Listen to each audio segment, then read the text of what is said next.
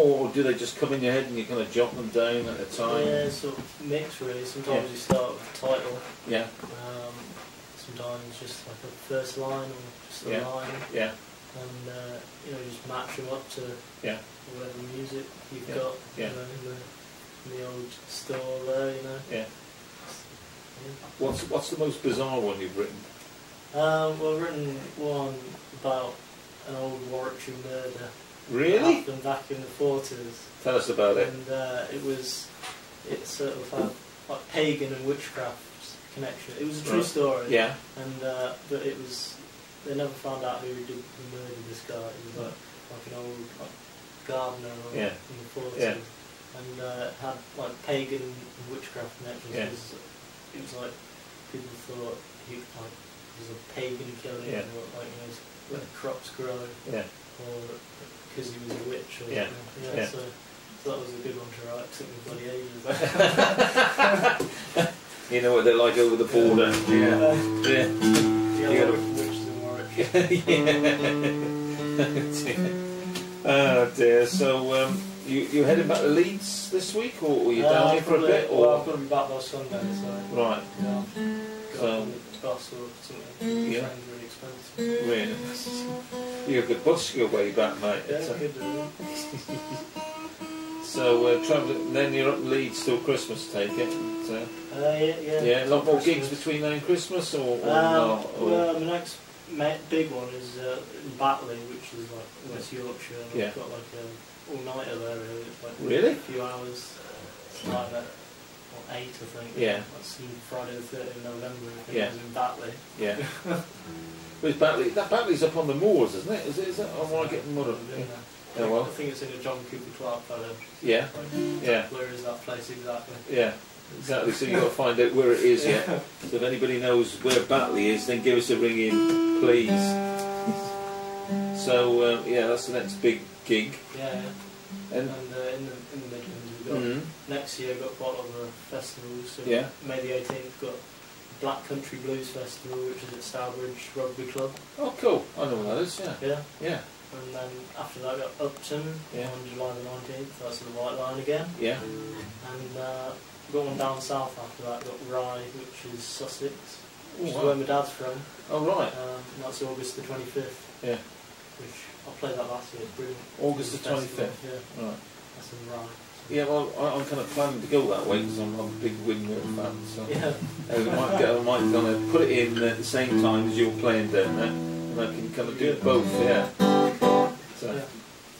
So, Dad, do you play a lot or not? I play, but not a lot. No. It's I strum basically. Yeah. He's got a great voice. Does he? He used to sing with a Beach Boys tribute band. I still do. We played at the Cavern this year, actually, in Liverpool. Jack was in the band. It was really? a real What's that thrill. like? It was such a thrill. Yeah. I'd actually left. Grab a mic a minute. Sorry. Let's have a chat to Dad here. I didn't want to hog it. Yeah. I left the band because I got fed up with driving up and down the motorway. Yeah. Because the practices were in Wakefield, which is not far from Leeds. Yeah. But I heard through the grapevine that they got this series of gigs in Liverpool in April, wasn't it? Yeah. March, April time.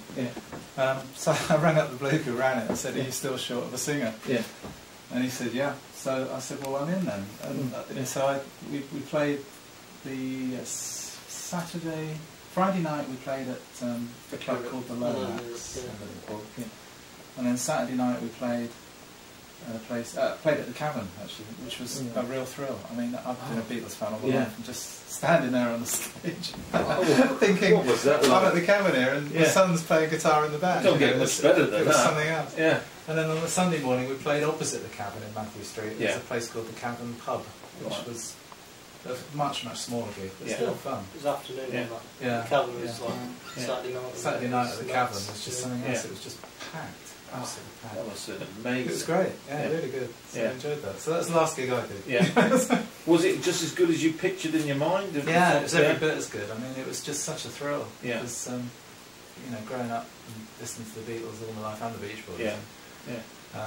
Just to be able to do it. Yeah. Was something else. It was just such fun. Cool. Such fun. Yeah. Any more gigs planned for you? No, there's talk of something at the Artrix in Bromsgrove in April. Yeah. but it's a very sort of ad hoc band, this, because there's about 3 of them that live in Scotland, and there's 2 or 3 of us that live down here, and then there's a whole load who live sort of around Wakefield area, and there's a guy from Gloucester, and so it's quite a big band, so we don't get together very often, but when we do, we make the most of it, you know. So and it's complete Beach Boys tribute. It's complete Beach Boys covers, so we do, there's quite a lot actually, it's a couple of hours set. So what was it about the Beach Boys then? Oh, I just love the Beach Boys. I always love the Beach Boys. Brian Wilson's creativity. It's fantastic. We went to, I went on my own actually, because Jack was in these. I went to the last ever concert about a month ago down in Wembley. The Beach Boys, the last concert of their tour where they did the reunion. And that was fantastic. Still as good as ever? Yeah, I mean, it just got such brilliant backing musicians. So it's just tremendous. Absolutely tremendous. Never see it again, I don't think. No. Really good. So he obviously picked up the guitar because you played it. Is that the way it worked? Well, how it happened, I mean, this is a fairly legendary story now, but when he was about 7, he went up the loft. I don't know what he was doing in the loft, I can't remember. And he found one of my first guitars, which was an old electric Jedson guitar. Quite a difficult guitar to play because the string's quite a long way away from the frets. And, it made your fingers hurt, which is probably why it was in the loft. And he brought it down and he said, could I have it? And I said, yeah, go ahead. And I said, when you can play 10 chords well, I'll buy you a decent guitar. Which was a bit of a mistake. Said that. So it's about 2 weeks later, we were in the shop buying a decent guitar. So it was just a natural? Yeah, he just picked it up and went for it. And from that moment on, he just didn't stop. I mean, it's a thrill, and it's just great to be able to have that sort of talent. Exactly. It must be brilliant for you, like driving around and watching it. Yeah, I mean, it's actually been quite nice with him up in Leeds for the last 6 weeks because I haven't done a lot of driving, but certainly in the last spring and through the summer we were all over the place.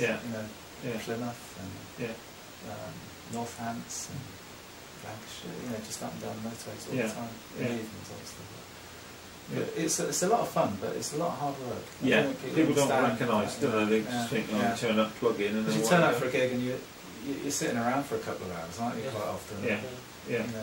So it's quite hard work, but good fun. Do you get bad gigs, Jack, or not? Bad ones? Yeah, where you think, oh, what am I doing turning up here? Yeah, sometimes, you're getting well paid for a rehearsal. Because there's nobody there or something. Like one man with a dog and stuff. Any really strange ones you've done? Well, that one at the cellar when I was kicked out was a bit strange. Yeah, I bet it was.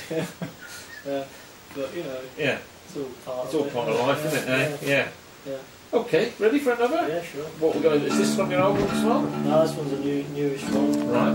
This one's a tribute to Andy Wayward.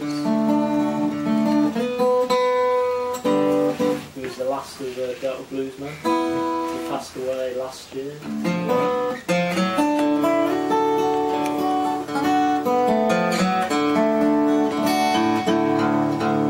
Saw him playing Coventry and he was just as good. Just before he died. And would he have been in his 80s? No, he was early 90s, I think. Oh, so, he could still play, but I mean, he sang mostly like the first verse of every song about 5-6 times. So